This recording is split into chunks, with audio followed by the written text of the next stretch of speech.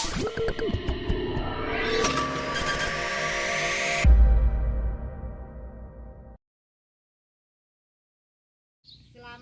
pagi Bapak Ibu dosen. Perkenalkan, nama saya Herlina Pali. Saya adalah guru pendidikan agama Katolik pada SMP Negeri 2 Tanah Merah, Kampung Sokanggol, Distrik Pondobo, Kabupaten Bovendigul, Provinsi Papua Selatan.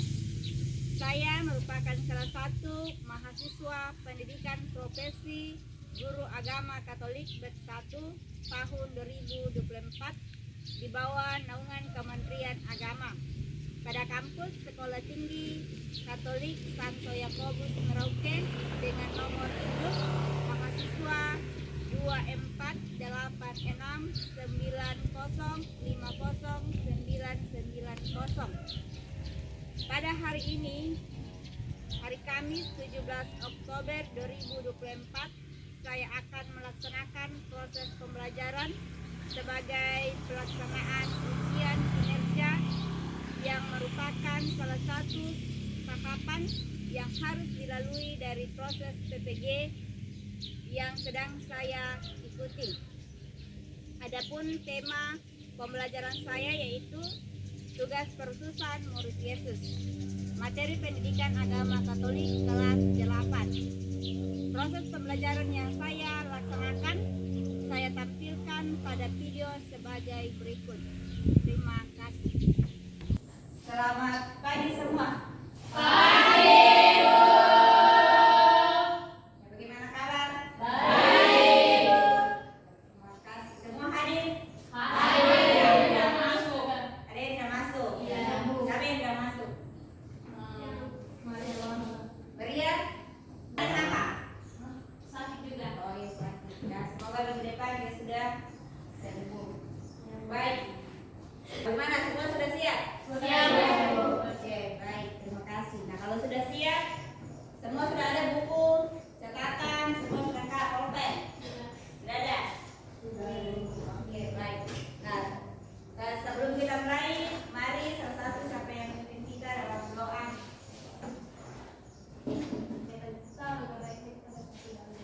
Berdoa mulai. Dan nama Bapa dan Putra dan Roh Kudus. Amin. Tuhan, terima kasih banyak untuk kami ke sekolah ini untuk memulai aktivitas belajar kami. Kiranya Engkau melindungi dari awal pertengahan hingga akhir. Ya Tuhan, bisiknya doa singkat yang kami satukan di hadirat-Mu dengan perantaraan Kristus Tuhan kami. Amin. Kemuliaan kepada Bapa, Putra dan Roh Kudus, Seperti pada permulaan, sekarang, selalu dan sepanjang segala abad. Amin. dalam nama Bapa Dan Putra dan Roh Kudus. Amin. Oke, terima kasih sudah memimpin kita berdoa. Silakan semua duduk. Oke, baik. Sebelum kita mulai masuk dalam materi kita, lebih baiknya kita membuat kesepakatan seperti yang ada di depan. Kedua, menjaga ketertiban dan keamanan kelas. Ketiga, tidak saling mengganggu antar teman. Nah, ini 3 yang harus kita pedamani selama pembelajaran. Setuju tak? Setuju. Oke, baik. Terima kasih. Kita lanjut. Nah, ini ada tujuan pembelajaran yang akan kita capai selama pertemuan pada hari ini. Yang pertama itu kami nanti menjelaskan pengalaman ketika diberi tugas.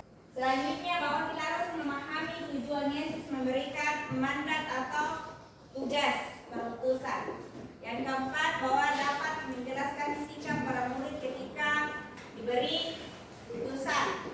Dan kelima, dapat menunjukkan dan mewujudkan tugas perutusan dalam kehidupan sehari-hari. Lanjut, coba kamu baca profil pelajar Pancasila. Siapa yang bisa baca bagian A?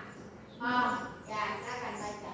Beriman dan bertakwa, memahami dan menerapkan ajaran Yesus dalam kehidupan sehari-hari. Bagian B apa? Profil yang kedua. B. Kepedulian sosial, mempraktikkan nilai-nilai kasih dan dan kepedulian terhadap sesama. Bahwa memahami bahwa panggilan sebagai murid Yesus mencakup pengembangan karakter dan tindakan. Bahwa kita semua ini sebagai murid Yesus dipanggil oleh Tuhan sebagai muridnya untuk bagaimana mengembangkan karakter dan tindakan atau perbuatan yang kita lakukan di dalam kehidupan sehari-hari. Pemahaman pemantik atau pertanyaan. Yang pertama, apa arti dari perutusan murid Yesus bagi kehidupan seorang Katolik? Ada yang tahu apa? Ya, ikut PPA atau putra putri altar. Apa lagi? Ya, latihan kor. Apa lagi? Membaca lektor. Ya, sebagai pembaca atau lektor. Terus apa lagi? Ya, sebagai pemasmur doa umat. Itu semua tugas yang bisa kita lakukan. Nah, bagaimana Yesus mempersiapkan murid-muridnya untuk menjalankan misinya di dunia? Yesus memberikan kepercayaan kepada kita bagaimana untuk menyiapkan diri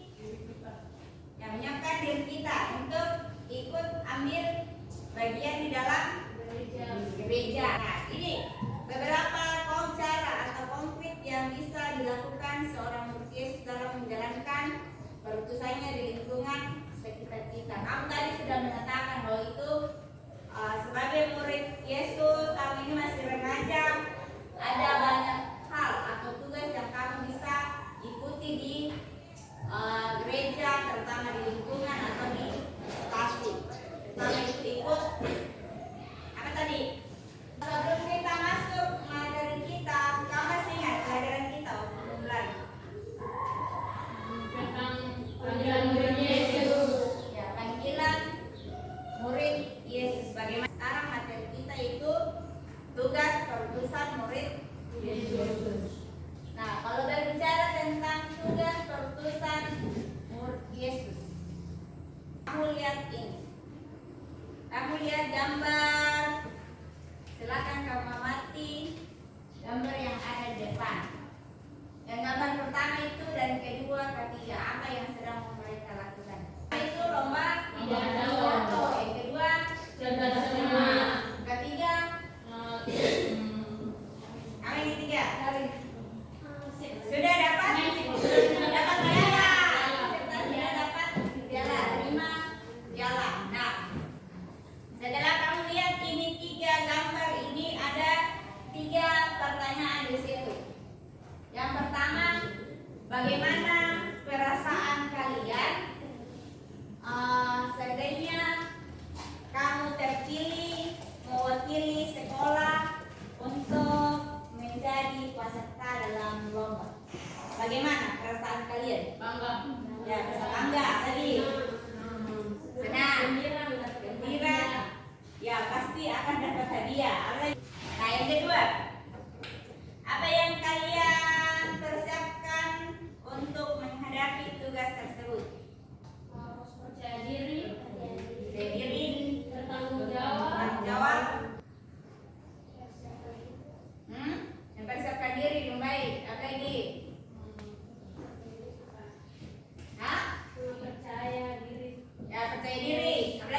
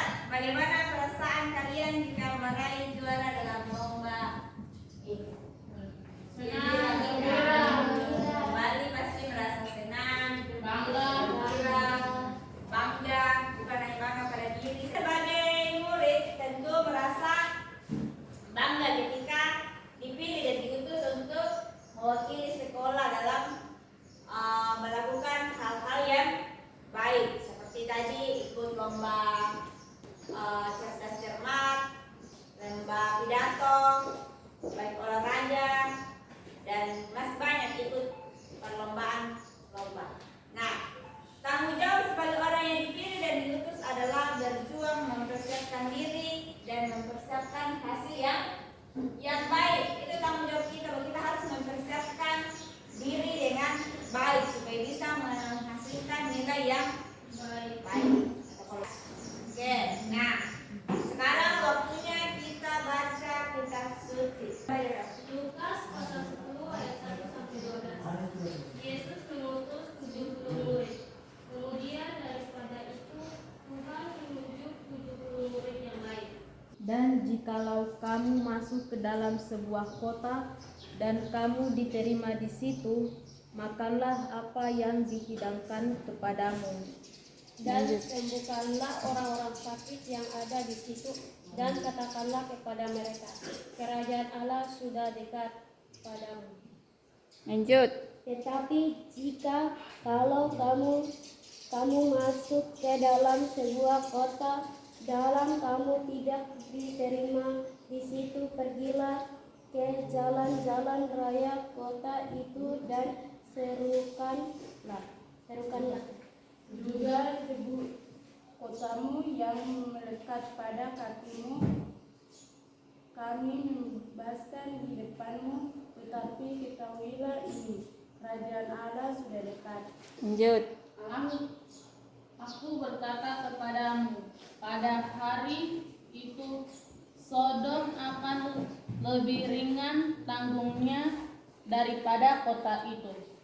Juz 8 ayat 16 sampai 10 masih tetap giliran. Satu orang satu ayat.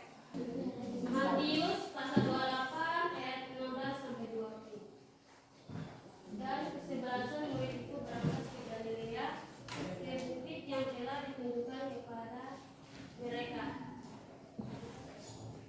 Ketika melihat dia, mereka menyembahnya, tetapi beberapa orang ragu-ragu. Yesus mendekati mereka dan berkata, kepadaku telah diberikan segala kuasa di surga dan bumi. Juz 8 ayat 16 sampai 20. Nah, sekarang kita masuk dalam kelompok. Kita bikin berapa kelompoknya? 3 saja. 3 kelompok. Bisa. Jadi kelompok 1, kelompok 2, kelompok 3. Nanti sebentar Ibu Guru bagikan LKPD. Kamu kerjakan soal yang ada di LKPD ini. Ada soalnya. Nanti kamu. Oke. Jadi ini kelompok 1, kelompok 2, kelompok 3.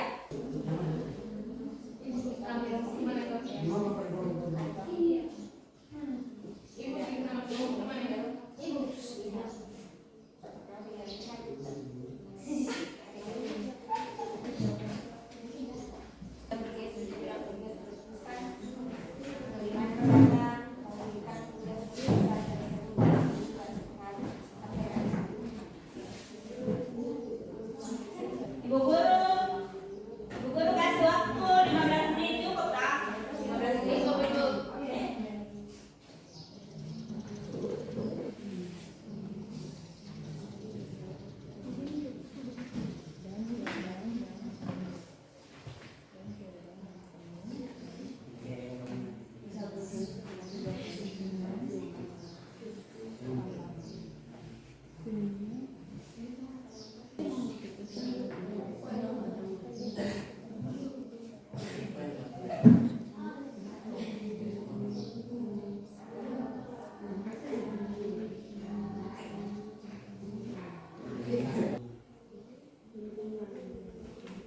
Ketentuan apa saja yang perlu diberikan kepada para murid dalam masalah tugas?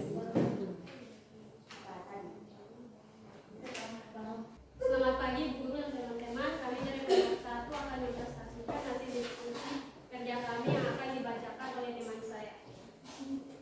A. Apa tujuan tugas perutusan Yesus kepada para muridnya? Jawaban. Para murid tidak boleh memilih-milih di mana ada dan kepada siapa mereka mewartakan kerajaan Allah. B. Jaminan apa yang diberikan Yesus kepada muridnya dalam melaksanakan tugas perutusan tersebut? Jawaban. Janji Yesus untuk setia menyertai kita sampai akhir zaman. Ya, bagaimana? Jelas?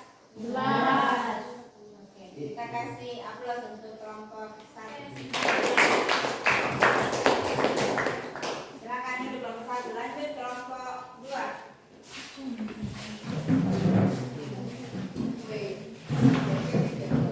Selamat pagi Bu Guru dan teman-teman. Kami dari kelompok 2 akan mempresentasikan hasil diskusi kami dan akan dibacakan oleh teman kami.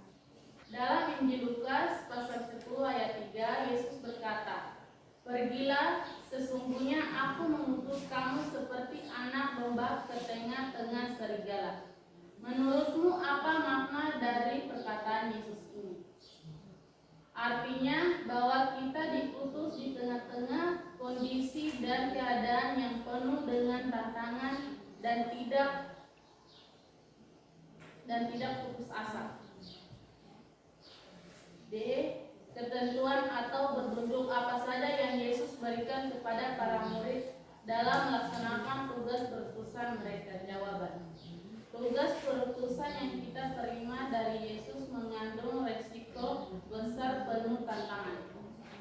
Oke, baik. Mungkin ada kelompok yang mau bertanya atau sudah jelas? Izin bertanya, apa makna dari perkataan Yesus dalam Injil Lukas pasal 10 ayat 3? Baik. Artinya bahwa kita diutus di tengah-tengah kondisi dan keadaan yang penuh dengan tantangan. Yang mana? Jelas? Jelas. Oke, terima kasih. Kita kasih aplaus. Kelompok 3, silakan presentasikan hasil Soal sebagai murid Yesus, kita juga mendapatkan tugas keputusan sebagai cara mewujudkan tugas keputusan tersebut dalam kehidupan sehari-hari. Jawaban A.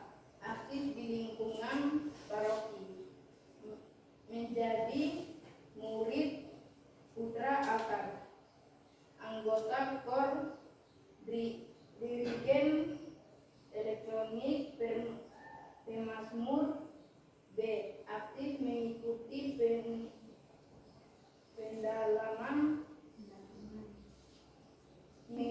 pendalaman iman pada masa Advent dan Prapaskah. Oke, baik. Mungkin ada kelompok lain yang mau bertanya. Sudah jelas? Jelas. Oke, kalau sudah jelas kita kasih aplaus untuk kelompok. Tapi sebelum kita menyimpulkan hasil diskusi, ya kita breaking dulu dengan petunjuk Ibu Guru. Kamu dengarkan dan ikuti kata-kata yang diucapkan Ibu Guru. Ngerti? Oke, mulai. Ayam bebek. Ayam bebek. Bebek ayam. Bebek ayam. Bebek angsa. Bebek angsa. Angsa bebek. Angsa bebek. Berapakah angsa? Berapakah angsa? Oke, terima kasih. Kita kasih aplaus. Ini semua sudah mempresentasikan hasil kerja kelompoknya dengan baik. Yang pertama itu kita lihat dalam Injil Matius 28 ayat 16 sampai 20. Di situ jelas dikatakan dalam teks kitab suci bahwa para murid Yesus itu diberi mandat atau tugas perutusan dengan tujuan. Ada berapa tadi tujuan? Yang pertama itu pergi ke seluruh dunia. Yang kedua diberikan tugas untuk membaptis mereka dalam nama Bapa dan Anak dan Roh Kudus. Yang ketiga, bagaimana untuk mereka mengajar mereka melakukan segala sesuatu yang diperintahkan oleh Yesus. Yang keempat, bahwa menjadikan semua bangsa sebagai murid Yesus. Dalam Lukas 10 ayat 1 sampai 12 itu dinyatakan bahwa tugas murid Yesus adalah menyatakan damai sejahtera dan melakukan kebajikan dengan melayani orang-orang yang membutuhkan pelayanan. Nah, begitu juga dalam Matius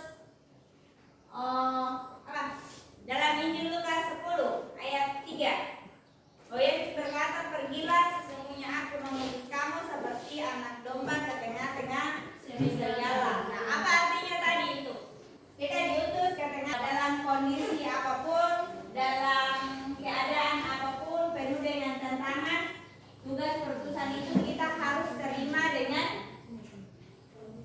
mengandung resiko atau tantangan dan hambatan, baik itu dalam diri kita maupun dari luar. Oke, lanjut. Nah, Yesus memberikan jaminan kepada kita seperti yang tertuang dalam Matius 8 ayat 20 bahwa janji Yesus untuk tetap setia menyertai kita sampai akhir zaman. Jadi kalau kita punya tantangan, kalau kita ada tantangan dalam kondisi apapun, jangan pernah kita menyerah. Kan kita meyakini, kita percaya bahwa Tuhan sudah berjanji kepada kita untuk selalu menyertai, ya, selalu menyertai kita asalkan kita percaya. Nah, lanjut. Nah, ada beberapa petunjuk yang harus kita patuhi sebagai murid Yesus dalam melaksanakan tugas perutusan. Nah, ada pertama itu bahwa murid-murid tidak boleh memilih di mana dan kepada siapa mereka merupakan kerajaan Allah. Kita tidak boleh pilih-pilih. Kalau kita sudah ditugaskan di situ, berarti kita harus di situ. Ucapkan salam damai di rumah-rumah orang yang akan kita masuki. Keempat, menyembuhkan orang-orang sakit yang dijumpai. Nah, bagaimana kita saling mendoakan? Ketika ada teman yang sakit, ada orang tua, bagaimana kita untuk saling mendoakan. Lanjut, memperingatkan orang-orang yang menolak mereka. Nah, ini sebagai murid Yesus kita pun diberi mendapatkan tugas perutusan. Nah, apa yang harus kita wujudkan dalam kehidupan sehari-hari, terlebih di lingkungan atau di stasi atau di paroki? Ada tugas kita sebagai murid Yesus. Kita sebagai anak remaja ini ada tugas yang harus kita bisa wujudkan atau kita bisa terapkan dalam kehidupan sehari-hari. Yang pertama itu apa? Aktif di lingkungan. Ya, aktif di lingkungan. Aktif apa yang pertama tadi? Mengikuti, menjadi pendamping sekami atau ikut tadi sama katakan ikut menjadi putra putri altar. Apalagi aktif mengikuti pendalaman kitab suci dalam bulan kitab suci seperti kemarin bulan September semua ikut dalam pendalaman kitab suci. Sekarang itu bulan Rosario. Semua lingkungan paroki itu mengadakan ibadah Rosario. Nah, itu tugas kita. Ada yang ikut kan tidak? Ada. Nah, semua harus ikut karena itu sudah tugas kita yang diberikan oleh Tuhan yang harus kita lakukan, yang harus kita laksanakan. Lanjut, terlibat dalam karya pelayanan sosial seperti mengunjungi panti asuhan atau panti ureda, mengumpulkan dana untuk membantu yang kurang beruntung, mengunjungi teman yang sakit atau yang sedang berduka. Nah, itu ada banyak tugas perutusan yang harus kita wujudkan dalam kehidupan sehari-hari, terlebih di lingkungan gereja. Oke, baik. Mengerti? Dan aksi. Tetap ambil kelas sampai selesai. Oke, jadi kita ke refleksi dan aksi. Kalian tuliskan di buku, kamu refleksikan bagaimana kamu alami dalam pembelajaran hari ini. Seperti ada soal di situ. Kamu bagian mana yang paling kamu sukai dari kegiatan hari ini? Yang kedua, apa yang tidak kamu sukai selama kegiatan pembelajaran? Silakan kamu tulis di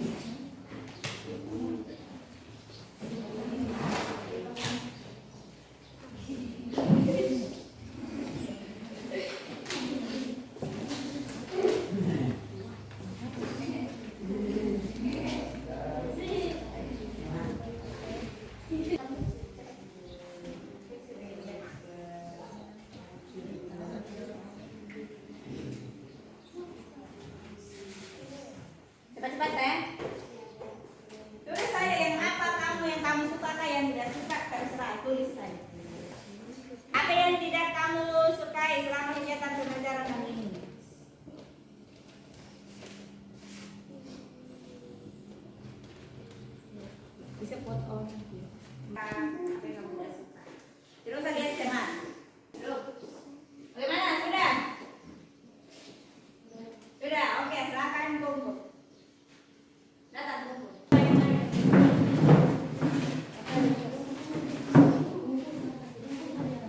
Kamu merefleksikan tadi itu, kamu tulis nanti guru lihat. Nah, sekarang kamu akan membuat sebuah aksi. Nah, ada aksi atau rencana yang bisa kamu wujudkan selama 1 minggu ke depan. Kamu membuat salah satu aksi, terserah. Selama 1 minggu ke depan ini, guru kasih tugas kamu tugas apa yang bisa kalian lakukan, kalian ikuti selama 1 minggu ke depan. Contohnya, kamu rencanakan itu. Kamu tulis di buku, kamu tunjukkan. Contohnya ikut PPA, yang ikut PPA, atau ikut ibadah, atau kegiatan terserah kegiatan apa yang kamu ikuti selama 1 minggu ke depan ini. Kamu tulis, kamu kasih orang tua di rumah tanda tangani hari apa, tanggal apa, dan nanti minggu depan ibu guru periksa. Bagaimana? Setuju? Setuju. Oke, jadi itu sebagai salah satu wujud yang bisa kamu buktikan untuk ambil tugas di sebagai mewujudkan tugas sebagai murid Yesus dalam kehidupan sehari-hari. Sampai ini pelajaran kita. Minggu depan kita akan belajar tentang sengsara dan wafat Yesus. Kamu belajar baik di rumah. Nanti kita bertemu lagi minggu depan. Oke, baik. Nah, siapa yang akan kita pimpin dalam doa? Oke, baik. Sampai di sini pelajaran kita. Untuk menutup pelajaran kita pada hari ini, siapa yang siap untuk memimpin kita dalam doa? Ya, oke.